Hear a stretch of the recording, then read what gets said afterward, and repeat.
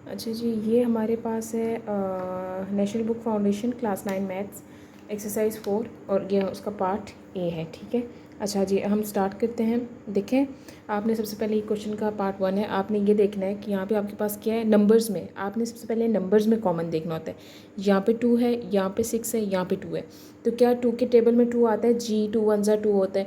2 के टेबल में 6 आता है, जी 2 3 ज़ा 6 होता है। ठीक है, 2 के टेबल में 2 आता है, फिर से जी 2 के टेबल में 2 आता है, 2 1 ज़ा 2 होता है। इसका मतलब है इन तीनों चीज़ों में एक ऐसा नंबर है जो सब में आता है, मतलब 2 कॉमन है ना, हम 2 को कॉमन ले सकते हैं जी, यहाँ पे हम 2 को कॉमन ले सकते हैं। तो हम लोग क्या करेंगे, 2 कॉमन ले लेंगे।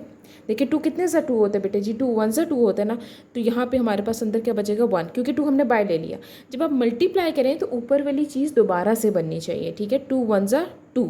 ठीक है, तो हमने 2 बाय ले लिया, X square Y cube minus, अब यहाँ से भी आपने 2 कॉमन लिया हुआ है जो बाय लिखा हुआ है। ठीक है, तो यहाँ पे क्या आ जाएगा, 2 कितने से 6 होता है बेटे जी, आपके पास 2 3 से 6 होता है ना, 3 एक्स स्क्वायर वाई स्क्वायर, फिर 2 प्लस 2 1 से 2 होता है, 2 एक्स वाई क्यूब। यहाँ तक समझ आ गया आप लोगों को। ठीक है, देखिए मैंने सिर्फ इतनी सी बात की है, मुझे पता था कि ये 2 के टेबल में 6 भी आता है, 2 भी आता है, तो मैंने इन सब में से क्या कॉमन ले लिया, 2 कॉमन ले लिया। ठीक है, अगर 2 को अंदर मल्टीप्लाई करेंगे तो ऊपर वाली चीज़ दोबारा से बन जाएगी। ठीक है, यहाँ से 2 कॉमन लेंगे तो यहाँ क्या बचेगा, कुछ भी नहीं, 2 1 से 2 होता है तो यहाँ पे 1 बचेगा। 2 3 से 6 होता है तो यहाँ पे आपके पास क्या आ जाएगा, 3 आ जाएगा। ठीक है, इसी तरह सिमिलरली यहाँ पे आपके पास क्या आ जाएगा, 2 आ जाएगा। यहाँ तक समझ आ गया आप लोगों को। ठीक है, अब हमने देखने की क्या कोई और चीज़ कॉमन तो नहीं आती इसमें। ठीक है, अब आप देखिए यहाँ पे भी x है, सेकंड टर्म पे चले जाएं, x x x। ठीक है, यहाँ पे x पावर 2, x पावर 2 का मतलब है कितने x हैं, 2x हैं। ठीक है, कितने x हैं, 2x हैं, मतलब यहाँ पे भी पावर 1 होगी, यहाँ पे भी पावर 1 होगी। तो जब ये नीचे वाली चीज़ें सेम हो जाए तो ऊपर वाली चीज़ ऐड हो जाती है, तो 1 + 1 क्या होगा, 2। इसका मतलब है 2x है, x पावर 2 मतलब 2x है। ठीक है, तो आप यहाँ से x भी कॉमन ले सकते हैं। ठीक है, क्यों, देखें इसके पास भी x है, इसके पास भी x है, इसके पास भी x है, इसके पास 2 हैं, इसके पास 2 हैं, इसके पास 1 है। तो आप 2x कॉमन नहीं ले सकते, आप 1 ले सकते हैं। ठीक है, 2x कॉमन ले लिया, अंदर के बच गया x। 1 लिखें ना लिखें कोई फ़र्क नहीं पड़ता, एक x बाहर चला गया, एक यहाँ अंदर रह जाएगा। ठीक है, माइनस क्योंकि ये बाहर लिखा हुआ, ब्रैकेट का मतलब है कि ये पूरी जो टर्म है, ये 2 जो है ये सबके साथ मल्टीप्लाई हो रहा है। ठीक है, समझ आ गई है। तो अब हमने x इन सब में से कॉमन लिया है, तो यहाँ पे x वाई क्यूब आ जाएगा, फिर यहाँ पे 3, एक x क्योंकि बाहर चला गया है तो एक अंदर रह जाएगा, प्लस यहाँ 1 लिखे ना लिखे कोई फ़र्क नहीं पड़ता, इसके पास तो एक ही x था तो एक x बाहर चला गया, तो यहाँ पे सिंपल वाई क्यूब बच जाएगा।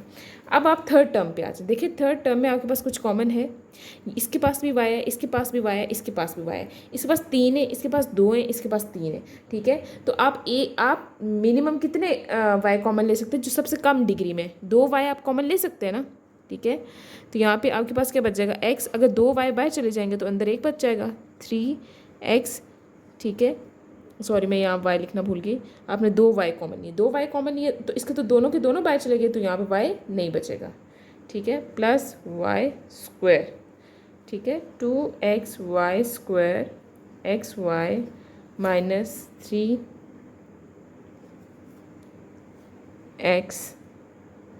Plus Y square. यहाँ तक समझ आ गया आप लोगों को। ठीक है, ये आपके पास क्या है, आंसर है। ये कोई मुश्किल चीज़ है तो मुझे बता दें, इसको जितना प्रैक्टिस करेंगे उतना दोबारा आएगी। इसके बाद जो हम इसका नेक्स्ट पार्ट करते हैं, इसको मैं रेस कर देती हूँ।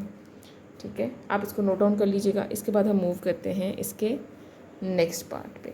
ठीक है, अच्छा जी, नेक्स्ट पार्ट हमारे पास क्या है, नेक्स्ट पार्ट है हमारे पास,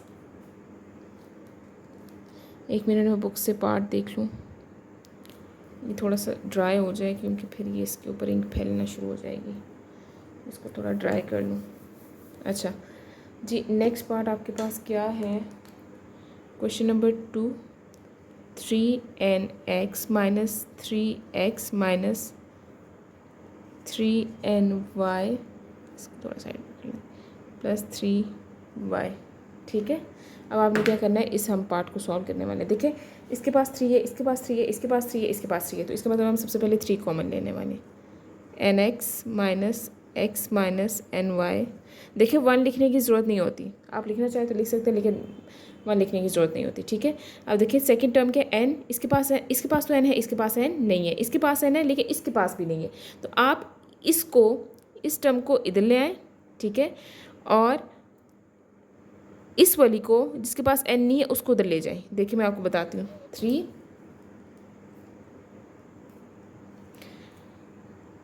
nx, ये देखें हमेशा जो चीज़ होती है ना, इसके पास अगर कोई साइन नहीं है ना इसके पास, तो इसके पास प्लस का साइन है, ठीक है, वो हम लगाते नहीं होते। जिसके पास कोई साइन ना हो उसके पास हमेशा प्लस का साइन होता है, ये आपने याद रखना है, ठीक है। इसके आगे वाला साइन, इसके पास क्या होगा, प्लस का साइन। इस x के पास माइनस है, इस ny के पास माइनस है, इस y के पास प्लस है, ठीक है। तो आप इस माइनस ny को उठा के इधर ले आए, ठीक है, ये आप, और इस माइनस x को उठा के उस साइड पे ले जाए। यहाँ तक समझ आ गया आप लोगों को, ठीक है। अब हम क्या करेंगे, देखिए इसके पास भी n है और इसके पास भी n है, ठीक है। तो आप क्या करेंगे, आप इसको एक विद इन ब्रैकेट बना के, पहले n लिख के, पहले आप n लिखेंगे विद इन ब्रैकेट बना के x, क्योंकि मैंने n कॉमन ले लिया, माइनस y, इसका n बाहर चला गया, इसका भी n बाहर चला गया, n बाहर आ गया तो x माइनस y, ठीक है। और इनका तो कुछ भी कॉमन नहीं था तो हम x प्लस y लिख सकते हैं। यहाँ तक समझ आ गया आप लोगों को, ठीक है। अब देखिए, अब आप क्या करेंगे, अगर जिसके इन दोनों के पास कुछ भी कॉमन नहीं है ना, कुछ भी नहीं है ना हमारे पास, तो हम लोग क्या करेंगे, 1 कॉमन ले लेंगे, 3nx माइनस वाई माइनस अगर आप 1 कॉमन ले रहे हैं ना, ठीक है, तो इसका मतलब आप माइनस भी कॉमन ले रहे हैं। अगर यहाँ आप माइनस लिखेंगे इसका मतलब है आप माइनस कॉमन ले रहे हैं, ठीक है। अगर आप यहाँ प्लस लेंगे, मैं आपको बताती हूँ एक चीज़, मैं आपको समझा देती हूँ। यहाँ पे आपका माइनस आपने कॉमन लिया, इसके पास तो माइनस था ना, माइनस बाहर चलेगा, इसके पास प्लस बच जाएगा और ये प्लस क्या हो जाएगा, माइनस हो जाएगा। अगर आप माइनस कॉमन लेंगे तो अंदर वाली टर्म जिसके पास माइनस होगा वो प्लस हो जाएगी और जिसके पास प्लस होगा वो माइनस हो जाएगी। ये चीज़ आप लोगों ने याद रखनी है। मैं फिर से समझा देती हूँ, जब आप माइनस कॉमन लेते हैं तो आपके पास माइनस वाली टर्म प्लस हो जाती है और प्लस वाली टर्म माइनस हो जाती है। मैंने यहाँ से इन दोनों टर्म्स में से 1 कॉमन ली है, ठीक है, -1 कॉमन ली है, तो यहाँ पे आपके पास x माइनस वाई बच जाएगा। अब आप कहेंगे कि जी माइनस वाली क्यों कॉमन लिए, प्लस क्यों नहीं लिया, क्योंकि देखिए यहाँ माइनस है ना, तो मैं चाह रही थी कि ये दोनों टर्म सेम हो जाए, इसलिए मैंने कहा कि मैं माइनस कॉमन लूँगी तो ये माइनस हो जाएगा y और ये x क्या हो जाएगा, प्लस हो जाएगा। यहाँ तक समझ आ गया आप लोगों को, ठीक है। अब आप ये कहेंगे कि मैम ये आपने विद इन ब्रैकेट क्यों बनाई है, n के बाद फिर ब्रैकेट क्यों लगाई है। देखिए ब्रैकेट लगाना ज़रूरी था। मैंने n, अगर मैं n यहाँ लिखती ना, यहाँ, और ये ब्रैकेट्स डालती, ठीक है, ये ब्रैकेट्स डालती और n में सपोज करें यहाँ लिखती, इसका मतलब था ये n पूरी अंदर वाली टर्म्स के साथ मल्टीप्लाई हो रहा है, ठीक है। लेकिन n यहाँ लिखने का मकसद ये है कि ये सिर्फ इन 2 टर्म्स के साथ मल्टीप्लाई हो रहा है। समझ आ रही है आपको बात की, ठीक है। अब आप क्या करेंगे, जो सेम चीज़ है उसको एक साइड लिख दें, x माइनस वाई। देखिए अब आप सपोज करें आपने x, इसके पास भी x माइनस वाई है, इसके पास भी x माइनस वाई है, आपने x माइनस वाई कॉमन ले लिया, ठीक है। इसका बाहर चला गया, आप ब्रैकेट लगाएंगे, ब्रैकेट अंदर क्या बच गया n, और इसका भी x माइनस वाई बाहर चला गया, अंदर क्या बच गया -1। ये आपके पास क्या है, आंसर है। समझ आ गई आप लोगों को बात की, ठीक है।